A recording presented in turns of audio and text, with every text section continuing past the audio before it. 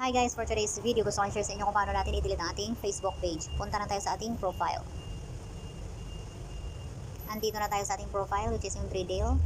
So, ang ating active na page ay Adele23 Lifestyle. Ito siya. At puntahan natin dito para makikita natin ang isang page na ginawa natin na gusto nating i-delete. Once na pindot mo na yan, hanapin mo yung gusto mong i-delete. So, let's say itong ating i-delete. So, press mo lang yan.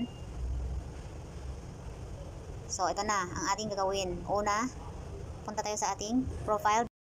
Pagkatapos mo mapindot ang profile, pindutin mo ito, yung sa taas. Makikita mo na yung settings.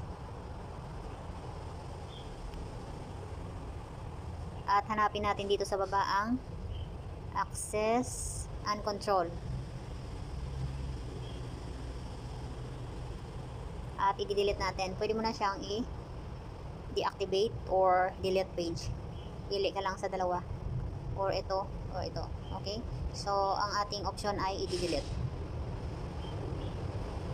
Click mo lang continue. Pagkatapos, pili ka lang kung ano ang reason kung bakit mo siya i-delete.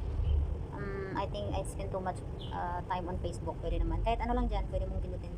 Kahit anong reason. Then, i-continue mo lang siya. And again, continue. Are you sure you want to delete? Ayan. So, continue. At enter mo lang yung password ng iyong Facebook profile. Hopefully, hindi ko nakalimutan. So, yun lang. Continue. Ayan. Delete Adele's Lifestyles page and information.